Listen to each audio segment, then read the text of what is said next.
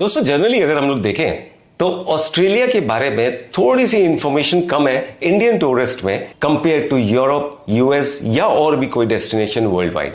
शायद यही रीजन है कि थोड़ी कम तादाद में इंडियन टूरिस्ट ट्रैवल करते हैं ऑस्ट्रेलिया में, जितने इंडियन टूरिस्ट ट्रैवल करते हैं कंपैरिजन में यूरोप या यूएस। मेरे हिसाब से हालांकि ऐसा नहीं होना चाहिए। ऑस्ट्रेलिया एक अमेजिंग डेस्टिनेशन है, बहुत कुछ है करने को, बहुत से डेस्टिनेशंस हैं विजिट करने के लिए और वहां के अट्रैक्शंस नेचुरल, मैन मेड, हर तरीके के अट्रैक्शंस ऐसे हैं जो कि एक यादगार जर्नी के लिए बहुत है आपके लिए। आइए इसको थोड़ा समझने की कोशिश करते हैं। वैसे तो ऑस्ट्रेलिया में इंडियन ट्रैवलर्स बहुत से ट्रैवल करते हैं हर साल।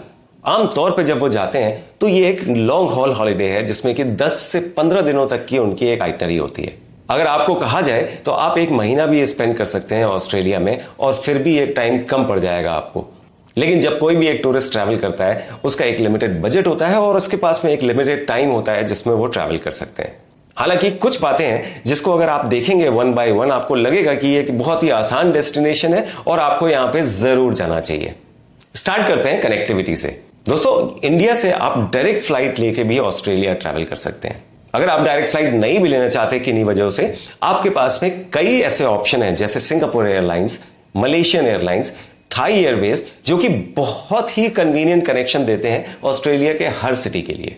अगर ये चॉइस भी कम पड़ रही है, आप श्रीलंकन एयरलाइंस में ट्रैवल कर सकते हैं, आप एतिहाद या एमिरेट्स में भी ट्रैवल कर सकते हैं अपनी ऑस्ट्रेलिया की जर्नी में। इन अ नटशेल, कनेक्टिविटी का कोई भी इशू नहीं है ऑस्ट्रेलिया ट्रैवल करने के लिए। आते हैं वीजा प्रोसेस पे। मेरे हिसाब से शेनिगन वीजा प्रोसेस, यूएस का वीजा प्रोसेस या फिर इवन कनाडा की वीजा प्रोसेस से भी ज्यादा स्ट्रीमलाइन वीजा ऑस्ट्रेलिया का है।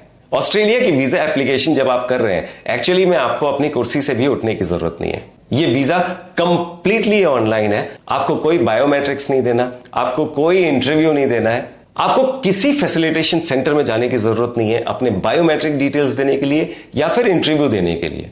पूरा प्रोसेस ऑनलाइन स्टार्ट होता है और पूरा प्रोसेस ऑनलाइन ही खत्म हो जाता है। ये वीजा आपके पास में कुछ ही दिनों में आ जाता है, जिसको लेके आप ऑस्ट्रेलिया के डिफरेंट डेस्टिनेशंस में दाखिल हो सकते हैं बहुत आसानी से। सबसे इंपॉर्टेंट है यहाँ का वेदर। सबसे अच्छी बात तो यह है कनाडा, यूएस या यूरोपियन कंट्रीज का ऑस्ट्रेलिया के साथ में कोई कंपटीशन ही नहीं है, क्योंकि इंडिया के कंपैरिजन में अगर आप देखेंगे टूरिस्ट की चॉइस के हिसाब से देखेंगे तो जिस वक्त ये डेस्टिनेशंस, यूरोपियन डेस्टिनेशंस, कनाडा या यूएस ठंड से परेशान होते हैं, उस टाइम पे सबसे अच्छा वेदर होता है ट्रैवल करने के लिए ऑस्ट्रेलिया।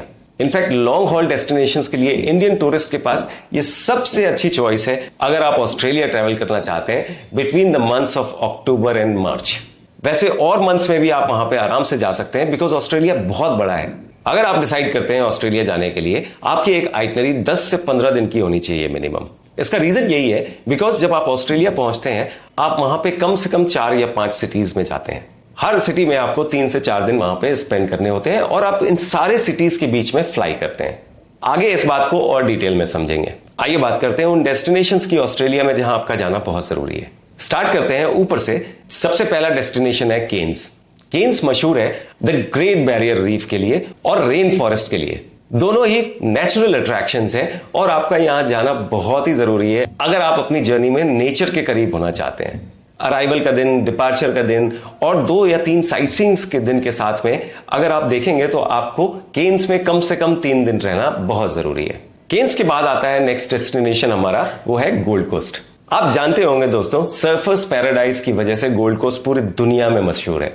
बहुत ही खूबसूरत बीच है, उसके साथ ही बसा हुआ ये सिटी बहुत ही खूबसूरत सिटी है। जब आप यहाँ पे जाएंगे बीच एक्टिविटीज के साथ साथ आपके पास यहाँ पे बहुत से थीम पार्क्स के ऑप्शन है।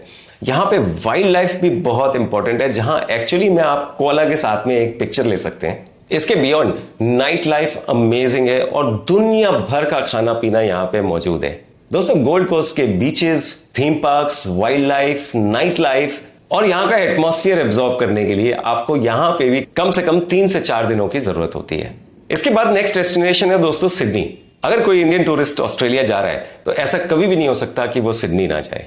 ऑस्ट्रेलिया का सबसे आइकनिक सिटी है ये। पुराने ऑस्ट्रेलिया और नए ऑस्ट्रेलिया का ऐसा संगम है, आपको इस सिटी को देख के मजा ही आ जाएगा। जब आप यहाँ पे पहुंचेंगे आपको ओपेरा साइड का एरिया एक्सप्लोर करने के लिए, वहां पे कॉफी या डिनर करने के लिए, उसके बाद आपको सिडनी का शहर देखने के लिए कंप्लीटली बॉन्डी बीच जाने के लिए, जो कि एक बहुत ही फेमस बीच है सिडनी का, और साथ में एक फुल डे की साइटसीइंग है जो कि ब्लू माउंटेन साइटसीइंग कहलाती है। इन सब चीजों को करने के लिए आपके पास में कम से कम 3 से 4 दिन का वक्त होना चाहिए। दोस्तों, जब आप सिडनी पहुंचते हैं, ऐसा कभी नहीं हो सकता कि आप सिडनी ओपेरा का क्रूज ना करें। ये क्रूजेस कई ऑप्शंस के साथ में आते हैं, जिसमें डिनर के साथ में आपको ये क्रूज चुनना बहुत जरूरी है। आप अगर चाहेंगे तो आपको यहाँ पे इंडियन फूड भी अवेलेबल हो जाता है ऑन बोर्ड द क्रूज। एक आउटस्टैंडिंग एक्सपीरियंस है जिसको करे बगैर आप सिडनी से वापस नहीं आ सकते। इसके बाद आता है दोस्तों मेलबर्न।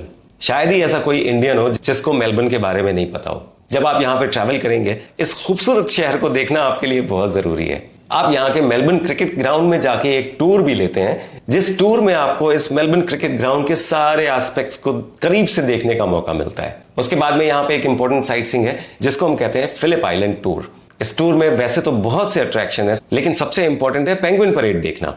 आप पेंगुइन्स को इतने नजदीक से देखते हैं कि आप बस उसको उठा सकते हैं। ये टूर भी आधे दिन से थोड़ा सा ज्यादा टाइम तक के लिए चलता है। दोपहर में आप जाते हैं और आप जब तक वापस आते हैं ये रात हो जाती है। मेलबर्न ही वो डेस्टिनेशन है जहां से आप ऑस्ट्रेलिया का सबसे फेमस टूर करते हैं, जिसको हम कहते हैं the great ocean road tour. ये करीब करीब पूरे दिन का टूर है जिसमें आप एक बहुत ही सीनिक जर्नी करते हैं अलोंग द कोस्ट और जाते हैं उस फाइनल डेस्टिनेशन तक, जो कि एक बहुत ही आउटस्टैंडिंग नेचुरल अट्रैक्शन है जिसको हम कहते हैं 12 अपोस्टल्स। आप वहां पे जाके हेलीकॉप्टर राइड भी ले सकते हैं या फिर वहां पे आप आराम से बीच पे भी वॉक करते हुए उस जगह को देख सकते हैं। ये एक पूरे दिन का टूर है दोस्तों। रास्ते में जो छोटे छोटे विलेजेस हैं वहां पे आप लंच भी करते हैं। तो दोस्तों, जब आप मेलबर्न में हैं, Phillip Island tour, great ocean road tour, city, Melbourne cricket ground, इन सबको देखने के लिए इस जगह पे भी 3 से 4 दिन आपका स्पेंड करना बहुत जरूरी है। Last but not the least, India के बहुत से टूरिस्ट के बीच में एडिलेड भी बहुत पसंद किया जाता है, खासतौर पे अगर आप क्रिकेट लवर हैं या फिर आपका वाइन में बहुत इंटरेस्ट है। ऑस्ट्रेलिया की सबसे फेमस वाइन्स और यहाँ के विनयार्ड्स अगर आप देखना चाहते हैं, आपका एडिलेड जाना बहुत इंपॉर्टेंट है। तो देखा दोस्तों आपने, Cairns, Gold Coast, Sydney, Melbourne, Adelaide, इन सब जगहों को जाने के लिए और वहां पे 3 से 4 दिन स्पेंड करने के लिए आपकी आइटनरी आराम से 12-15 दिनों की हो जाती है। अगर आप एक ऐसा टूर लेना चाहते हैं जो 10 दिन के आसपास हो, आपको इनमें से कुछ सिटीज रिड्यूस करने पड़ते हैं, जो कि बहुत से लोग करते हैं। कई लोग सिर्फ गोल्ड कोस्ट, सिडनी और मेलबर्न देख के ही वापस आना चाहते हैं, बिकॉज टाइम और बजट की हर एक के पास में कमी होती है। तो देखा दोस्तों आपने, ये कितना आसान है। इसको हम और भी आसान बना सकते हैं अगर आप ऑस्ट्रेलिया जाने की तैयारी कर रहे हैं कमिंग विंटर्स में। किसी भी तरीके की डिटेल्स आप जानना चाहते हैं, आप हमारे कमेंट बॉक्स में लिख के हमसे पूछ सकते हैं या फिर आप हमें कॉल कर सकते हैं। हमारे कंसल्टेंट्स को बहुत खुशी होगी आपके किसी भी तरीके से हेल्प करने में। आप ऑस्ट्रेलिया के वीजा में असिस्टेंस चाहते हैं या फिर ऑस्ट्रेलिया का एक टूर पैकेज लेना चाहते हैं, आपको पता है दोस्तों कि आपको कहां आना है। मिलते हैं दोस्तों अगले वीडियो में।